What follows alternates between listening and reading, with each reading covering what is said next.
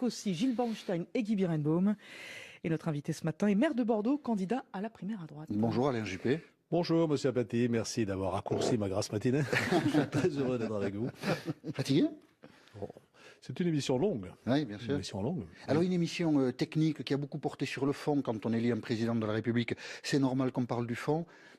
Pour vous dire les choses franchement, beaucoup de téléspectateurs ont trouvé ça un peu ennuyeux. Vous avez vécu comment vous ce débat? C'est difficile de juger quand on est soi-même acteur. Ça nous a permis d'exprimer un certain nombre de propositions sur des sujets divers, mais c'est vrai que la construction même de l'émission est frustrante, puisqu'on vous pose une question, on pose une question à l'un des participants, et puis on passe à autre chose. Moi, par exemple, j'étais très frustré, je n'ai pas pu dire un mot de ce qui est un de mes thèmes de campagne les plus importants, à savoir la transformation numérique du monde qui est devant nous.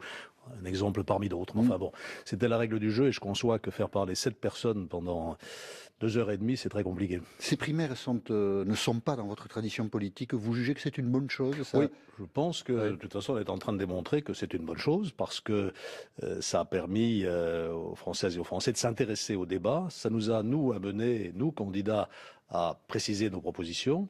Et puis, les indications que nous avons aujourd'hui montrent qu'il y aura pas mal de votants dimanche prochain. C'est quoi les indications dont vous disposez? Vous savez, on va cliquer sur le site primaire2016.org pour connaître son bureau de vote. Alors, je ne sais pas si les chiffres ont été publiés, mais on n'est pas très loin de 3 millions aujourd'hui. Ah oui. Ah, donc on peut d'ores et déjà, 3 millions de personnes se sont renseignées. Qui se sont renseignées, ça ne veut pas dire forcément qu'elles vont aller voter. Ça peut vouloir dire aussi qu'une personne qui se renseigne entraîne avec elle plusieurs personnes.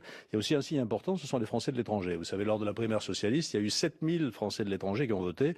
Nous avons, nous, 60 000, pas tout à fait, à peu près 60 000 inscrits qui ont déjà payé. Donc vous voyez que c'est signe d'un intérêt et d'une mobilisation. Et je ne peux évidemment, sur votre antenne, qu'appeler le maximum d'électrices et d'électeurs de la droite et du centre à aller voter. De la droite, du centre et de la gauche?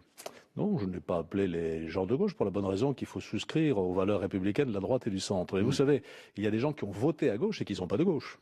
En 2012, si tous nos électeurs étaient restés avec nous, nous aurions gagné. Nous en avons perdu, que nous avons déçus. Et à ces déçus-là, je dis, revenez vers nous. On va parler de certains de vos électeurs parce qu'on en a trouvé un ou deux justement qui ont pu voter pour la gauche. Oui, vous avez raison. Mais on va introduire un peu de suspense sur cette question. Vous ne redoutez pas de fraude? L'organisation vous paraît satisfaisante? Non, je pense que l'organisation est bien faite. Vous savez, vous parliez des gens de gauche, des gens de droite, etc.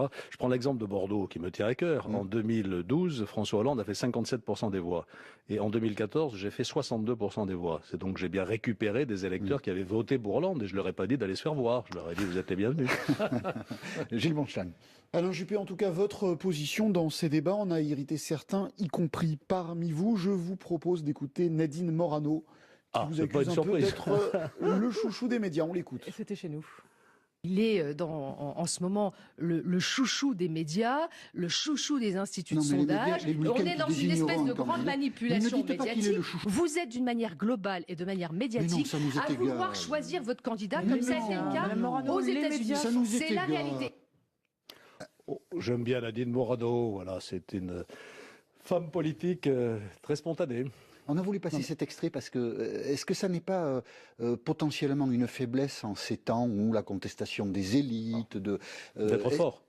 Mais oui, non, le vent de contestation contre les médias. Est-ce que vous ne risquez pas d'en faire les frais? Moi, je n'ai pas commenté les sondages à aucun moment durant cette campagne et je ne vais pas me mettre à les commenter aujourd'hui. Ce qui est assez paradoxal, c'est que au moment même où on pointe les sondeurs américains parce qu'ils se sont trompés, encore qu'on peut en discuter, dans le détail, tout d'un coup, on prête une attention formidable aux sondages français. Donc, voyons, moi, je poursuis ma campagne. Ce soir, je serai à Lille. Vous voyez, je n'arrête pas et j'expose mon projet. Je l'ai fait au Zénith lundi dernier. Je crois que ça a porté. Ça crée Vous n'êtes pas le Clinton français, parce que derrière cette critique, il y a le chouchou du système, Hillary Clinton, elle a perdu. Est-ce que vous serez le Hillary Clinton français? Je n'ai pas de réponse. D'abord, je ne suis pas Hillary Clinton. Ça nous avait pas la peine de développer longuement ce point. La France n'est pas l'Amérique. Et donc, attendons dimanche soir maintenant. On voit bien les positions. Ma position, elle est claire. Je suis un homme de droite, mais un homme de droite ouvert au plus large rassemblement, parce que les réformes que nous allons avoir à faire vont être difficiles. Il faudra du courage et de la persévérance. Et que si on ne rassemble pas, on n'y arrivera pas. Et pour moi, rassembler, ce n'est pas la course à l'échalote avec le Front National. Justement, vous dites que vous ne commentez pas les sondages, mais vous dites quand même couramment, notamment en meeting, que vous êtes le meilleur pour battre Marine Le Pen. Vous connaissez un candidat qui ne dit pas qu'il est le meilleur, non, mais pour battre Marine Le Pen. Donc c'est bien à partir des sondages là-dessus, peut-être que vous raisonnez, si je ne m'abuse. Ou de l'analyse politique, bien sûr. Vous avez pu exposer votre programme. Nicolas Sarkozy dit que vous êtes porteur d'une alternance molle. Comment vous réagissez quand vous entendez ça? Calmement, parce que je crois que c'est une contre-vérité. Ce que je propose, par exemple, pour restaurer l'État fort n'est pas mou. Nous avons fait des erreurs avant 2012. Nous avons, par exemple, supprimé la double peine. C'est Nicolas Sarkozy qui l'a supprimée. Je propose de la rétablir parce que quand un étranger est condamné pour crime en France, il faut pouvoir ensuite l'expulser pour qu'il rentre chez lui. C'est ça la double peine. Le mou, c'est nous avons supprimé 10 000 postes dans la police et la gendarmerie. Ça a été une erreur aussi. Moi, je propose d'en redéployer 10 000. C'est pas mou, et puis je pourrais allonger la liste. Nous avons décidé, par exemple, c'était une loi Dati de 2009, que toutes les personnes condamnées, tous les coupables, condamnés à moins de 2 ans de prison, n'allaient pas en prison. Moi, je propose de rabaisser ce plafond à 1 an. Vous voyez, c'est pas mou, ça aussi. Donc le mou, c'est Nicolas Sarkozy, c'est pas vous. Pas dit ça, vous me demandez si c'était moi, et je vous dis que c'est pas moi. Voilà, c'est tout. Simplement, jugeons de ce qui a été fait aussi. Il faut de temps en temps reconnaître ses erreurs. Moi, je ne critique pas 2007-2012, j'assume. J'ai été ministre pendant. Oui, mais je m'autocritique, si vous voulez. Ou j'assume totalement. J'ai été ministre pendant 2 ans. Voilà. Mais reconnaissons nos erreurs, reconnaissons que nous avons fait des déçus. S'il n'y avait pas eu de déçus, on aurait gagné les élections d'ailleurs. Et donc il faut en tenir compte aujourd'hui. De votre point de vue, Alain Juppé, le déroulement de ces primaires permettra le désistement des uns vers les autres en fonction des résultats dans des bonnes conditions. Il n'y a pas eu de fractures ou de choses irrémédiables qui ont été dites? Non, on attendait beaucoup un pugilat, notamment au cours de ces débats. Il n'y a pas eu de pugilat. Il y a eu quelques petites pointe à serrer, mais enfin c'est la logique. Et pour ma part, je suis tout à fait décidé. Si je ne suis pas au 2e tour, je soutiendrai celui qui gagnera le. Et si j'y suis, je soutiendrai celui qui le gagnera. Et on se retrouve dans 90 secondes. Peut-être moi-même. Dans 90 secondes sur France Info. Voici David Doba. France Info, c'est avec Alain Juppé ce matin, Gilles Bornstein pour la question. L'un des moments que tout le monde a retenu hier, c'est la question sur Ziad Takedine, posée par David Pujadas. On l'écoute et vous nous donnerez votre sentiment après. Nicolas Sarkozy. La question était-elle légitime et qu'avez-vous pensé de la réponse de Nicolas Sarkozy? Les journalistes sont libres de poser les questions qu'ils veulent poser. Cela dit, c'est vrai qu'il est un peu scandaleux de voir ressurgir régulièrement ces accusations. Et chaque fois que je lis un article sur le sujet, quelle est la conclusion? Pas de preuve. Voilà. Donc je pense qu'en permanence agiter ceci sans preuve est quand même assez contestable. Est-ce que c'est vous qu'on entend dire c'est pas vrai? À un moment, pendant la question de David Pujadas, c'est pas vrai. Un candidat dit pendant la question. À l'écoute de la question. Je n'ai pas le souvenir de l'avoir dit. Vous n'avez pas réagi quand David Pujadas a posé la question? Je n'ai pas le souvenir de l'avoir fait. Vous savez, dans 2h30 de débat, on peut de... D'accord, on l'entend peut-être, je sais pas, d'accord. Vous vérifierez, parce que maintenant on vérifie. Mais non, on ne sait pas, justement. C'était une question. J'ai à ce sujet une question qui fait appel à votre position au gouvernement. En 2012, vous étiez ministre des Affaires étrangères quand un monsieur qui s'appelle Béchir Saleh, l'un des proches du colonel Kadhafi, qui était à Paris entre les 2 tours de l'élection présidentielle, il avait quitté la Libye, il se passait évidemment une situation assez particulière en Libye. Il est exfiltré de Paris le 3 mai 2012 par un proche de Nicolas Sarkozy, Bernard Squarcini. Quand vous étiez donc ministre des Affaires étrangères, est-ce que vous vous souvenez de cet épisode, puisqu'aujourd'hui Béchir Saleh est en Afrique du Sud et il refuse de répondre aux questions de la justice française? J'ai reçu M. Saleh à la demande du président de la République. Parce qu'il était porteur d'un message, ou d'un soi-disant message de M. Kadhafi qui voulait sortir de l'affrontement dans lequel nous étions. J'ai fixé les conditions qui étaient celles de la France et je n'ai jamais plus entendu parler de M. Saleh. Pour le reste, je n'ai pas... Son exfiltration, vous n'étiez pas au courant à l'époque?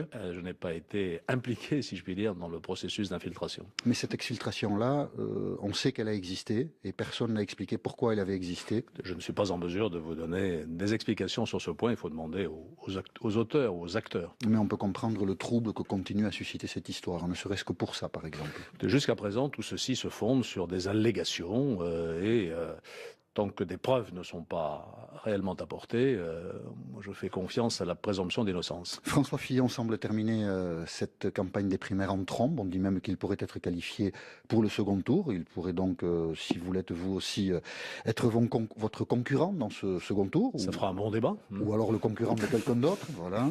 Mais Jean-François Copé, qui est lui aussi partie prenante de cette primaire, juge que François Fillon est un imposteur. Il l'a dit comme ça au micro de BFM, très clairement. Il l'a répété de manière moins nette hier, mais au micro de BFM, ça donnait ceci, on l'écoute. C'est une imposture, François Fillon. Non, je n'utiliserai naturellement pas ce mot, je n'aime pas les excès de langage. Cela dit, François Fillon se présente comme le candidat qui a le programme le plus audacieux. Oui. Je dis que c'est le programme le moins crédible. Alors, je ne vais pas reprendre le débat que nous avons eu sur la suppression des fonctionnaires. Oui. Quand il était Premier ministre entre 2007 et 2012, le gouvernement a supprimé 150 000 emplois pendant un quinquennat. Et aujourd'hui, on nous annonce 3 fois plus. Ça ne se fera pas. Il n'est pas possible de supprimer 500 000. Les chiffres ont varié. C'était d'abord 600, maintenant 500 000 fonctionnaires ou emplois publics. Alors on nous dit on va augmenter la durée du travail. D'abord, on ne va pas d'un coup de baguette magique passer brutalement de 35 à 39 heures. Bon, je propose que ce soit négocié aussi bien dans le secteur privé que dans le secteur public, naturellement. Et de toute façon, si on passe à 39 heures, il faut payer 39 heures. Ce qui va constituer pour toutes les collectivités publiques, y compris les collectivités locales, une dépense immédiate considérable. Et à ce moment-là, on ne tiendra pas ce qui est pourtant une des idées majeures de François Fillon, c'est-à-dire le déficit et la dette. Donc il y a là une incohérence dans ce projet. Alors c'est très bien de dire je suis le plus fort, je suis le plus audacieux, je vais renverser la table, vous connaissez cette expression. Moi je n'y crois pas et je crois qu'il faut des propositions ambitieuses, les miennes le sont naturellement, mais également crédibles. Donc pour une autre raison, vous dites que François Fillon... Non, je ne dis pas qu'il est un imposteur. Non, je ne dis pas ça. Je connais votre talent à nous mettre dans la bouche des mots que nous n'avons pas utilisés. Je dis que son programme n'est pas crédible et que cette allure qu'il se donne du pourfendeur, enfin de l'homme de la rupture, ne correspond pas à la réalité. François Fillon qui à l'instant, sur BFM d'ailleurs, annonce qu'il soutiendra, il dira... S'il n'est pas au second tour, quel candidat il va soutenir et vous ferez la même chose? Ah, ça, c'est une nouvelle. Oui, moi aussi, ça vient de le dire. Non, mais tout de suite. Non, je veux dire, c'est bien naturel. Tout le monde fera ça. Tout de suite. Mais dès dimanche soir, c'était ça, je pense, le sens de la question. C'est sûr. Il n'y a pas de raison d'attendre. Non, l'idée, c'est ça, c'est de le faire vite ou pas, en fait. Il n'y a pas de raison d'attendre. Il n'y a rien à négocier. Ah non, moi je serai candidat sur mon projet, naturellement, si je suis au deuxième tour, si je suis qualifié pour le deuxième tour. Et si vous ne l'êtes pas, vous direz très vite qui vous soutiendra. Et si je ne le suis pas, je dirai voilà où va ma préférence, bien sûr. Vous savez, de toute façon, les électeurs sont libres. Hein. On sait très bien que les consignes de vote, elles sont suivies ou elles ne sont pas suivies. Hein. Il s'agit juste de prendre une position personnelle et après, chacun fait ce qu'il veut. Voilà, et après, chacun fait ce qu'il veut, bien sûr. Alors, vous avez un point commun avec François Fillon, que vous venez de critiquer, c'est votre proposition d'augmenter la TVA. Hier, successivement, Bruno Le Maire à votre place et aussi pendant le débat, puis Nicolas Sarkozy dans le débat, ont dit que c'était pénaliser les plus pauvres de nos compatriotes. Parallèlement, vous voulez supprimer l'ISF. Est-ce que vous n'êtes pas, finalement, c'est pas vous le candidat des riches?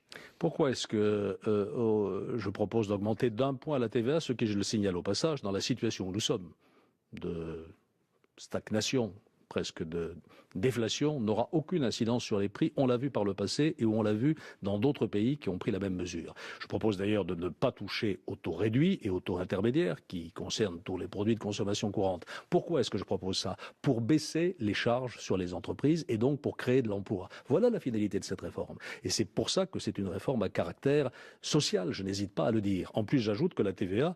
Oui, c'est une réforme, c'est une TVA sociale parce que c'est une TVA qui permettra de créer des emplois. Vous avez l'air sceptique et pourtant c'est clairement évident. Toutes les démonstrations ont été faites. L'Allemagne l'a fait et ça a eu les conséquences que l'on connaît. Je l'ai fait en 1995 et ça a permis, d'après l'INSEE, de créer 400 000 emplois. C'est absolument vérifié. Et j'ajoute que la TVA est un impôt intelligent.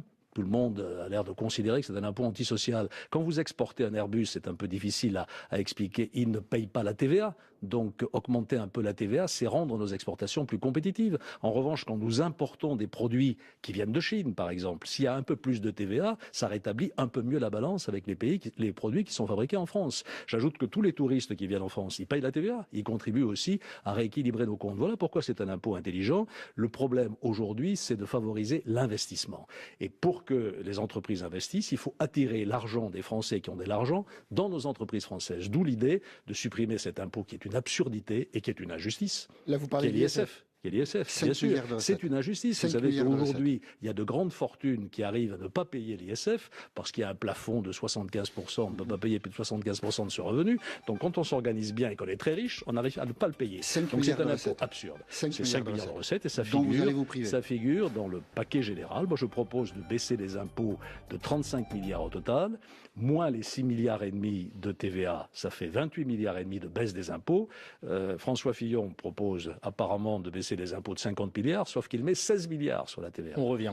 Donc, à peu près, en net, c'est à peu près la même chose. Puis surtout, moi, ce qui me frappe, c'est de voir que des députés qui ont voté la hausse de la TVA en 2012, aujourd'hui, brutalement, changent d'avis. Des députés ou des dirigeants politiques comme Nicolas Sarkozy. Ce qui était bon en 2012 ne l'est plus aujourd'hui. Ce qui est paradoxal, c'est qu'en 2012, nous avons une extrême habileté de le faire voter applicable en octobre 2012, c'est-à-dire après l'élection présidentielle. Moi, je veux faire les choses clairement et au vu au su de tout le monde. Et c'est comme dans le débat d'hier, il y a un temps de parole. Oui, c'est Info. Et la dernière partie de l'émission politique de France Info avec Alain Juppé. Ce matin, Jean-Michel Apathy, question. Vous avez animé un meeting important en ce début de semaine. C'était lundi à Paris, au Zénith. Et ce meeting, vous l'avez ouvert avec une formule qui a beaucoup fait causer. On vous écoute, Alain Juppé. Merci d'être si nombreux. Merci d'être si joyeux. J'ai la pêche, mais avec vous, c'est la super pêche. C'était totalement improvisé. C'est pour ça. Il faut pas tout s'expliquer. On pensait l'inverse. Non, pas du tout. Non, mais écoutez, il y avait 6000 personnes. On m'avait mis au défi de remplir le Zénith. Je l'ai rempli.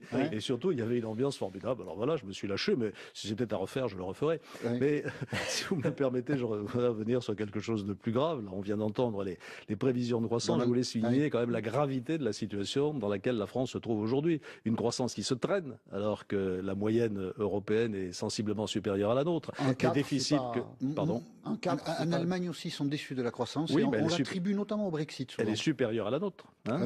Voilà, donc nous traînons et les prévisions de réduction de déficit ne sont pas sérieuses. Je suis convaincu que l'année prochaine, nous serons très au-delà de ce qui a été annoncé. Et puis au-delà de ces chiffres conjoncturels dont on peut toujours discuter, regardons la situation. Notre industrie est en train de s'étioler comme peau de chagrin. Ça ne date pas de 2012, je veux bien l'admettre. Mais aujourd'hui, nous sommes tombés à 12% de la production nationale industrielle.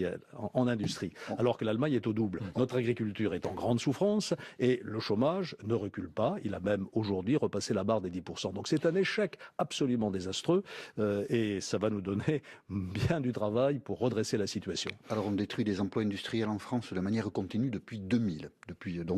Je l'ai dit, ça ne date pas de 2012. Ça ne date pas de là. Est-ce que justement cette mauvaise croissance ne risque pas d'empêcher l'application des programmes qui sont les vôtres aux uns et aux autres, c'est-à-dire baisser des impôts? Est-ce que ça n'est pas déjà une hypothèque sur ce que vous proposez? Elle les rend plus nécessaires. Bien sûr qu'il y aura une hypothèque. Et on voit bien en plus aujourd'hui, outre les effets de cette moindre croissance, se multiplier les promesses. Je dis souvent que Noël approche. Et donc il n'y a pratiquement pas de semaine où on engrange une dépense supplémentaire. Mais ça rend encore plus nécessaire la réduction des charges et surtout, on parle surtout des charges et des impôts. On ne parle pas suffisamment de la simplification de la vie de nos entreprises et de la vie des Français de façon générale. Il y a un énorme travail à faire sur le code du travail, bien sûr, mais dans beaucoup d'autres domaines pour redonner un peu d'oxygène. Les élus locaux dont je suis, et j'ai rencontré beaucoup de maires pendant cette période, nous disent aussi qu'aujourd'hui nous sommes totalement ligotés. Le code de l'urbanisme est devenu une monstruosité, tout comme le code du travail. Donc ce travail de simplification, d'oxygénation, si je puis dire, de l'économie française va être absolument prioritaire. Guy Birenbaum. Alors, donc on a noté que vous aviez improvisé la pêche et la super pêche, mais il n'y avait pas que ça dans ce meeting, il y avait la présence... J'espère que vous l'avez noté, oui. Non, j'ai fait un discours d'1 heure et je ne me suis pas borné à parler de la pêche. L'improvisation était talentueuse. Alain Delon était là, c'était très bien, mais il y avait aussi l'ancien président du Conseil constitutionnel, Jean-Louis Debré, qui était l'invité de France Info mardi matin, qui nous a dit longuement pourquoi il vous soutenait, et puis il nous a fait aussi, ici, un aveu assez surprenant. Je vous propose qu'on l'écoute. Vous n'excluez pas de voter à gauche. Mais c'est pas la première fois. C'était quand ? Ce qui m'importe, mais ça c'est autre chose. Ah bah, mais j'ai voté, depuis que j'ai le droit de vote, il m'est arrivé de voter pas forcément à droite. En 2012, vous avez voté Hollande plutôt que Sarkozy. Oui, mais voilà, c'est très simple. Et voilà. Vous voyez que je reçois des soutiens d'amis dont je ne partage pas mais en même toutes temps, les opinions. Moi, je n'ai jamais voté à gauche, sauf une fois, j'ai fait cet aveu. Et c'était dans ma jeunesse où, au premier tour d'une élection législative, pour me défouler, j'avais carrément voté à l'extrême gauche pour un candidat soutenu par Kévin. Mais en 2012, j'ai voté pour Nicolas Sarkozy, bien entendu, comme en 1981, j'avais aussi voté pour Valéry Giscard d'Estaing. Vous voyez, c'est votre deuxième soutien après François Bayrou, Jean-Louis Debré, des électeurs de François Hollande en 2012. Mais je l'ai dit tout à l'heure, si nous ne récupérons pas la majorité des électeurs qui ont voté pour François Hollande parce que nous les avions déçus, nous serons à nouveau battus. Enfin, c'est quasiment arithmétique. Mais en même temps, il vous tire un tout petit peu une balle dans le pied en même temps qu'il vous soutient, non, avec cette phrase, en disant texto, j'ai voté François Hollande. Non, mais vous voyez, ça me permet de marquer ma différence et de rappeler que moi, je suis un homme de droite. Enfin, revenons à des sujets importants. Hein. Je n'ai pas pu hier non plus en parler beaucoup lors de ce débat. La COP22, c'est notre survie. Hein. Je crois qu'il faut aussi mettre le projecteur sur cela et nous avons beaucoup de choses à faire. L'accord de Paris est un bon accord. Le désengagement de Donald Trump serait évidemment une très mauvaise nouvelle, mais il faut nous y mettre. De toute façon, nous avons pris des engagements de réduction des gaz à effet de serre et c'est toute une stratégie nouvelle qu'il faut inventer. C'est une croissance nouvelle qu'il faut inventer. On nous parle beaucoup de l'énergie, c'est capital, mais il y a beaucoup d'autres choses à faire pour limiter les émissions de gaz dans l'habitat, dans les transports. Il faut inventer une nouvelle croissance plus sobre et en même temps plus circulaire. Il faut que systématiquement aujourd'hui nous recyclions alors que nous avons pris l'habitude de gaspiller. Ça, c'est un enjeu pour nos enfants et pour nos petits-enfants. Beaucoup de questions majeures. La campagne présidentielle elle-même servira évidemment à regarder tous ces sujets. Dans quel état d'esprit êtes-vous ce matin, Alain Juppé? Vous êtes confiant? Vous serez qualifié pour le second tour de cette primaire? Combatif et confiant. Pardon. Vous êtes serein? Vous m'habituez, Jean-Michel Apathy, à des questions particulièrement, pertinentes. Ouais, comment voulez-vous non, parce que comment voulez-vous que je réponde que je ne suis pas confiant? Vous êtes serein? Je suis confiant, non pas parce que les sondages disent ceci ou cela, mais parce que je me sens porté par un élan. Et depuis quelques semaines, ce qu'on avait présenté comme un vote de rejet contre tel ou tel est devenu, j'en suis sûr, un vote d'adhésion aux idées que je défends, et notamment à cette idée centrale que la France est diverse et qu'il faut respecter cette diversité, mais que la diversité n'est une force que s'il y a de l'unité. Et l'unité, on voit bien autour de quoi elle se fait, de nos valeurs et aussi d'un sentiment. Hein. J'ai cité cette phrase de Gaulle qui parle du sentiment dans l'idée qu'il se fait de la France. Et ce sentiment, c'est quoi? C'est l'amour de la patrie, symbolisé par les symboles nationaux, comme je l'ai dit hier soir, le drapeau tricolore et la Marseillaise. Je suis sûr que les Français vont retrouver la fierté d'être Français. Et c'est la phrase de conclusion. Dimanche soir, et merci d'avoir accepté l'invitation de France Info, Alain Juppé. Et aussi Gilles Bornstein et Guy Birenbaum. Et notre invité ce matin est maire de Bordeaux, candidat à la primaire à droite. Bonjour Alain Juppé. Bonjour Monsieur Apathy, merci d'avoir raccourci ma grasse matinée. Je suis très heureux d'être avec vous. Fatigué? C'est une émission longue. Oui, bien sûr. Une émission longue. Alors une émission technique qui a beaucoup porté sur le fond quand on élit un président de la République. C'est normal qu'on parle du fond. Pour vous dire les choses franchement, beaucoup de téléspectateurs ont trouvé ça un peu ennuyeux. Vous avez vécu comment vous ce débat? C'est difficile de juger quand on est soi-même acteur. Ça nous a permis d'exprimer un certain nombre de propositions sur des sujets divers, mais c'est vrai que la construction même de l'émission est frustrante, puisqu'on vous pose une question, on pose une question à l'un des participants, et puis on passe à autre chose. Moi, par exemple, j'étais très frustré, je n'ai pas pu dire un mot de ce qui est un de mes thèmes de campagne les plus importants, à savoir la transformation numérique du monde qui est devant nous.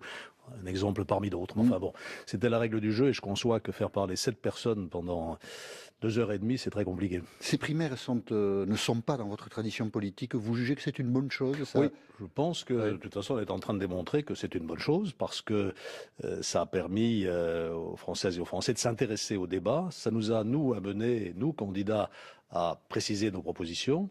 Et puis, les indications que nous avons aujourd'hui montrent qu'il y aura pas mal de votants dimanche prochain. C'est quoi les indications dont vous disposez? Vous savez, on va cliquer sur le site primaire2016.org pour connaître son bureau de vote. Alors, je ne sais pas si les chiffres ont été publiés, mais on n'est pas très loin de 3 millions aujourd'hui. Ah oui. Ah, donc on peut d'ores et déjà, 3 millions de personnes se sont renseignées. Qui se sont renseignées, ça ne veut pas dire forcément qu'elles ont allé voter. Ça peut vouloir dire aussi qu'une personne qui se renseigne entraîne avec elle plusieurs personnes. Il y a aussi un signe important, ce sont les Français de l'étranger. Vous savez, lors de la primaire socialiste, il y a eu 7000 Français de l'étranger qui ont voté. Nous avons, nous, 60 000, pas tout à fait, à peu près 60 000 inscrits qui ont déjà payé. Donc vous voyez que c'est il y a des gens de gauche, des gens de droite, etc. Je prends l'exemple de Bordeaux qui me tient à cœur. En 2012, François Hollande a fait 57% des voix. Et en 2014, j'ai fait 62% des voix. C'est donc j'ai bien récupéré des électeurs qui avaient voté pour Hollande et je leur ai pas dit d'aller se faire voir. Je leur ai dit vous êtes les bienvenus. Gilles Bornstein. Alain Juppé, en tout cas, votre position dans ces débats en a irrité certains, y compris parmi vous. Je vous propose d'écouter Nadine Morano, qui vous accuse un peu d'être le chouchou des médias. On l'écoute. Et c'était chez nous. Il est en ce moment le chouchou des médias, le chouchou des instituts de sondage. On est dans une espèce de grande manipulation médiatique. 10 fois plus. D'un intérêt et d'une mobilisation. Et je ne peux évidemment sur votre antenne qu'appeler le maximum d'électrices et d'électeurs de la droite et du centre à aller voter. De la droite, du centre et de la gauche. Non, je n'ai pas appelé les gens de gauche pour la bonne raison qu'il faut souscrire aux valeurs républicaines de la droite et du centre. Et vous savez, il y a des gens qui ont voté à gauche et qui ne sont pas de gauche. En 2012, si tous nos électeurs étaient restés avec nous, nous aurions gagné. Nous en avons perdu, que nous avons déçus. Et à ces déçus-là, je dis, revenez vers nous. On va parler de certains de vos électeurs parce qu'on en a trouvé un ou deux justement qui ont pu voter pour la gauche. Oui, vous avez raison. Mais on va introduire un peu de suspense sur cette question. Vous ne redoutez pas de fraude? L'organisation vous paraît satisfaisante? Non, je pense que l'organisation est bien faite. Vous savez,